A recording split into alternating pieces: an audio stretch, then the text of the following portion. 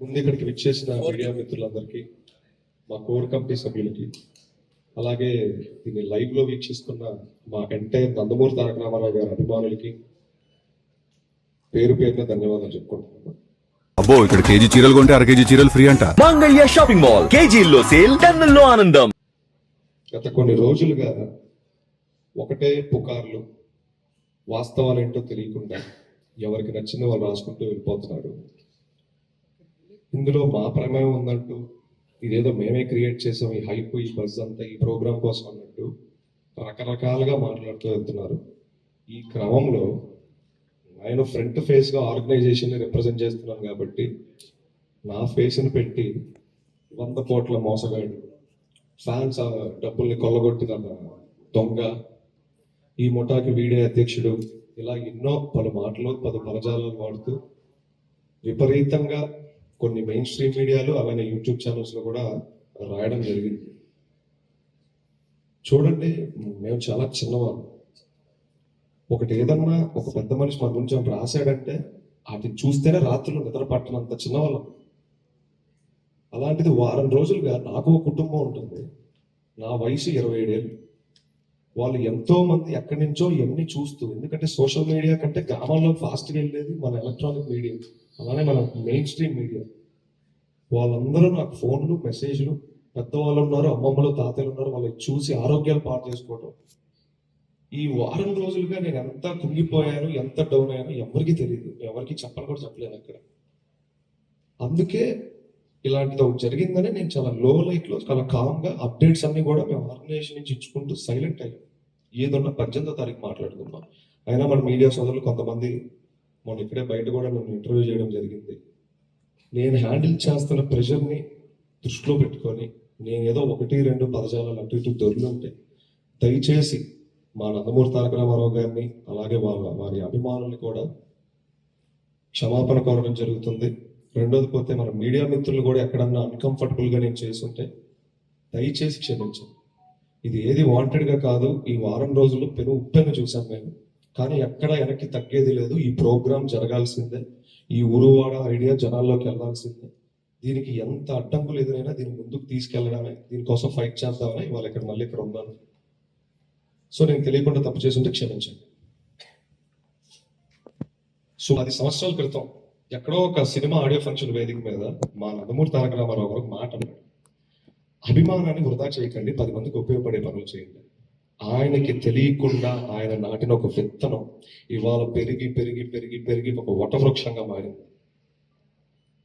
కానీ కొందరు ఆయన నాటిన విత్తనాన్నే ఆయన చెప్తూ మాటలు చెప్తూ వస్తూ పెరుగుతున్న చెట్టునే వాళ్ళు అనుమానించే పరిస్థితికి వచ్చేసింది వాళ్ళు. సరే, దీనికి కారకులు ఎవరు, ఇదంతా ఎవరు చేశారు, ఇవన్నీ పక్కన పెడతాం.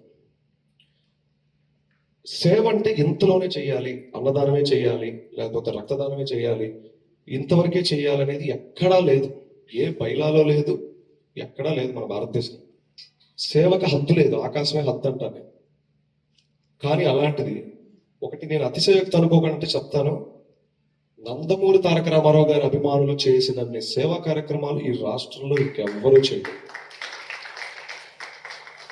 ఇది కేవలం మా వ్యవస్థనే కాదు, అనేక సేవా కార్యక్రమాలు చేస్తున్న చిన్న చిన్న ఎన్జిఓలు ఉన్నాయి, సేవా సంస్థలు ఉన్నాయి, ఫ్యాన్స్ అసోసియేషన్ గ్రూప్స్ ఉన్నాయి. ఒకరికి పాపం ఇవన్నీ ఎలా రిజిస్టర్ చేసుకోవాలో తెలియదు అభిమానికి. మేము అభిమానుల ఆవేదన చూసాం ప్రతి ఊరు తిరిగినప్పుడు. జాగరేట్ పేరిట, అన్నా నేను ఇంత పోగొట్టుకున్నా, నేను అంత పోగొట్టుకున్నా, నేను ఇంత చేశా అంత చేశా. వాళ్ళకు ఒక అంబరిల్లా లాంటి ఆర్గనైజేషన్ కూడా వాళ్ళకి లేదు.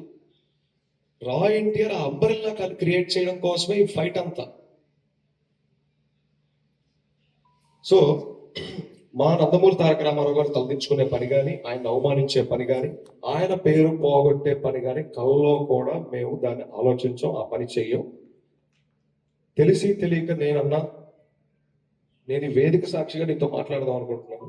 ఎక్కడన్నా నిన్ను హట్ చేసినా, అగ్రెసివ్గా మాట్లాడనిపించినా దయచేసి నా వయసు ఒక్కసారి చూసినా క్షమించన్నా.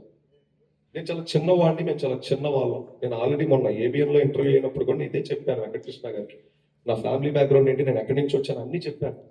మా వెనకాల ఎవరూ లేరు. ఒక పెద్ద కథనం రాస్తే దాన్ని మేము ఫైట్ చేసేంత దమ్ముధైర్యం కూడా మాకు లేదు, మౌనంగా కూర్చోవడం తప్ప. సరే, ఇవన్నీ పక్కన పెడదాం.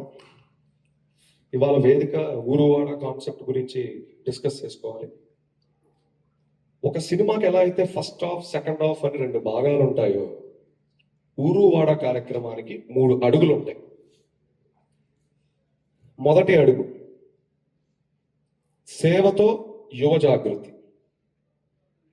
మన ఆంధ్ర రాష్ట్రంలో సుమారుగా 2500కు పైచిలుకు అండర్ గ్రాడ్యుయేషన్ కాలేజీలు ఉన్నాయి. అనగా BTech, degree, law, nursing, MBA, BBA, other than that polytechnic లాంటి కాలేజీలు కూడా ఉన్నాయి.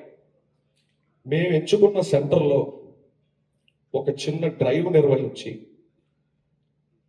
యాంటీ సోషల్ ఎలిమెంట్స్కి అగెనెస్ట్గా, అనగా డ్రగ్స్, ఇవన్నీ కూడా యాంటీ సోషల్ ఎలిమెంట్స్ కిందకే వస్తాయి కనుక వాటికి సంబంధించి ఒక సదస్సు నిర్వహిస్తాం. అంటే యాంటీ సోషల్ ఎలిమెంట్స్కి దూరంగా, సేవకి దగ్గరగా. ఇదే మా మొదటి అడుగు, సేవతో యువ జాగృతి. ఇన్ డీటెయిల్ దేని గురించి తెలుసుకోవాలంటే వన్స్ కార్యక్రమం మొదలైతే ఇన్ డీటెయిల్గా తెలుస్తుంది. నేను బెస్ట్ ఒక ఐడియా చెప్తాను. అలానే మన ఆంధ్రప్రదేశ్లో కొన్ని వేల గ్రామాలు ఉన్నాయి. అందులో కొన్ని పంచాయతీ కింద ఉంటాయి, కొన్ని నాన్ పంచాయతీ ఉంటాయి, కొన్ని రెవెన్యూ విలేజ్లు ఉంటాయి. మేము ఎంచుకున్న గ్రామంలో ముందుగానే నియమించిన మా గ్రామ కమిటీ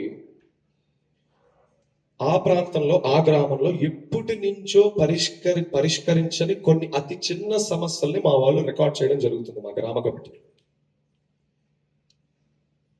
అయితే మాకున్న బలాన్ని బట్టి, శక్తిని బట్టి ఒక 10 సమస్యలు రికార్డ్ చేశారు అనుకుందాం. చిన్న సమస్యలు ఆ పల్లెలు 1, 2 మా వ్యవస్థ తరపున మేము దాన్ని పరిష్కరిస్తాం స్పాట్లో. మేము ఆ రోజు ఆ ఊరికి వెళ్ళినప్పుడు అక్కడే పరిష్కరిస్తాం. మిగతా సమస్యలు ఏవైతే ఉంటాయో వాటిని రికార్డ్ చేసుకోవడం జరుగుతుంది. ఇందులో భాగంగా రైతు సదస్సు కూడా ఇందులో నిర్వహిస్తాం. ఈ మన ఊరు మన బాధ్యతలోనే భాగంగా రైతు సమస్య కూడా ఇక్కడే, రైతు సదస్సు కూడా ఇక్కడే ఉంటుంది. 3వ అడుగు ఊరి మాట పాలకుల దాకా. చూడండి, ఊరంటే కుటుంబాల ఒక సమ్మేళనం. కుటుంబానికి పెద్ద తండ్రి. ఆ కుటుంబంలో ఏదైనా పెద్ద సమస్యలు, లైక్ మంచినీటి సమస్యలు, లేకపోతే అనారోగ్యంతో బాధపడుతున్న ఫ్యామిలీ, కరెంటు సమస్యలు ఉన్నా, ఆ ఇంటి పెద్ద అయిన ఆ తండ్రి దాన్ని చాలా ఫాస్ట్గా సాల్వ్ చేస్తాడు, పరిష్కరిస్తాడు. ఎందుకంటే అవి చాలా ఇంపార్టెంట్ కాబట్టి. ఒకవేళ ఆ ఇంట్లో చిన్న సమస్య, కొలాయి తిప్పితే నీళ్ళు సరిగ్గా రాకపోవడం, స్విచ్ ఆన్ చేస్తే బల్బు సరిగ్గా వెళ్ళకపోవడం, ఇలాంటి చిన్న సమస్యల్ని ఆ ఇంటి తండ్రి, ఆ పెద్ద అంత ఫాస్ట్గా పట్టించుకోరు. అది తప్పు కాదు. ఆయనకి పెద్ద డీల్ చేస్తాడు కాబట్టి పట్టవు. కానీ ఆ ఇంట్లో ఉన్న వారి ఇళ్ళకి, వాళ్ళ పిల్లలకి నిరంతరం వాళ్ళ ప్రాబ్లమ్స్తో సహజీవనం చేయాల్సి ఉంటుంది. కనుక మనం మన తండ్రినైనా మనం మన కష్టాలు ముందు పెట్టుకోకపోతే ఈ సాల్వ్ అవ్వవు. చిన్నవే కానీ రోజు మనం వాటితో పోరాడాలి. సో ఇప్పుడు ఊరికి ఎగ్జాంపుల్గా తీసుకుందాం.